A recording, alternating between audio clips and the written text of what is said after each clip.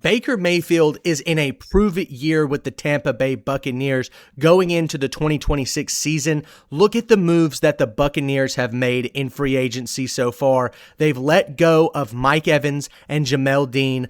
Leaders like Levante David will probably not be on the roster by the time that training camp comes around.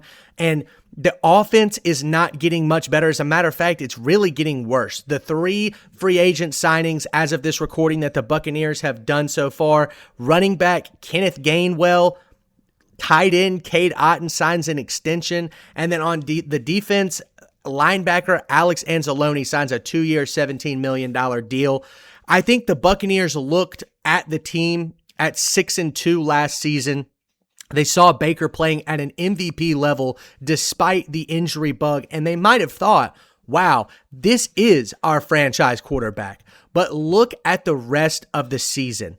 The Buccaneers then finished the year 8-9, so they went 2-7 to close out the season. They had a close loss to New England at home, but then a fairly big blowout versus Buffalo. They looked at the Rams, who are at the top of the NFC. They got blown out by the Rams.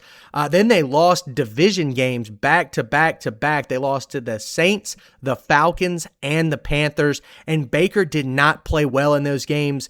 Below a 50% completion or 60% completion percentage, just 4 touchdowns, 3 interceptions.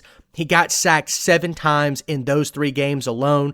And the 2 games that the Buccaneers did win, it was a 3-point victory to the Cardinals at home and a 2-point victory to the Panthers at home. Now, this was a division that was safely Tampa's for the last 4 or 5 seasons, and we've slowly seen a decline since the departure of Tom Brady.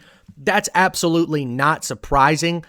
Obviously, Baker Mayfield is not Tom Brady. He will never be Tom Brady. I don't know if there ever will be another Tom Brady. That's not really a slight to Baker. It's more of just the reality of the situation. Overall, like I said, the fall off from the beginning of the year, where Baker and the Buccaneers actually played some really tough defenses. In the game versus Houston, he had 215 yards, 66% completion percentage, 2 touchdowns, no interceptions, a QBR of 72.5. That was one of the highest QBRs that the Texans allowed all season long. Then he played the new Legion of Boom, or the dark side is what the Seahawks fans are calling their new defense. 29 for 33. 90% completion percentage, 379 yards, and 2 touchdowns on the road. That Baker Mayfield is one that I can get behind. Then, of course, the San Francisco 49ers at home. Now, the 49ers defense was not nearly as good as it has been in the past, but that has to do with a lot of free agency decisions that they made last offseason. But still, Baker, 17 of 23, 256 yards, 2 touchdowns, and a QBR of 82.2.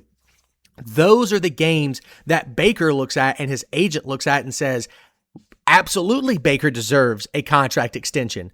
But then when you get down here and you go to this Rams game where I believe Baker Mayfield was playing very injured, that's one thing to take into account. Baker, by the end of the season, was extremely banged up. But the Rams game, he went 9 for 19, 41 yards, 1 touchdown, 2 interceptions.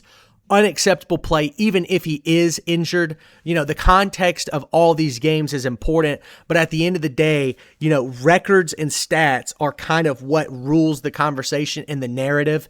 And I think the narrative right now for Baker is, if he does not have a stretch like he did last year where they go 6-2 and he throws over 15 touchdowns and just 2 interceptions, then I don't know if he's the Tampa Bay quarterback the next season.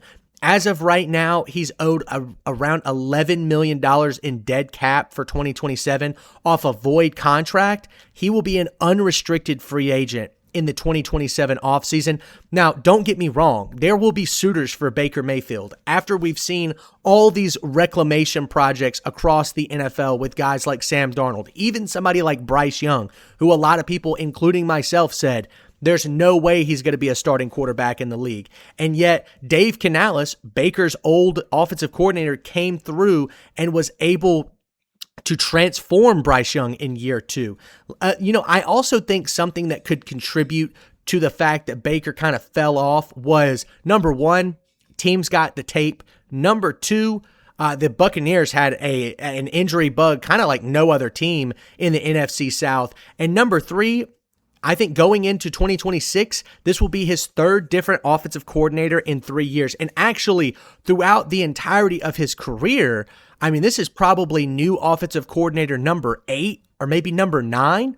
I mean, he was in Cleveland. He had Freddie Kitchens, and then Freddie Kitchens became the head coach, and they had a new offensive coordinator. And then Freddie Kitchens got fired. Kevin Stefanski comes in.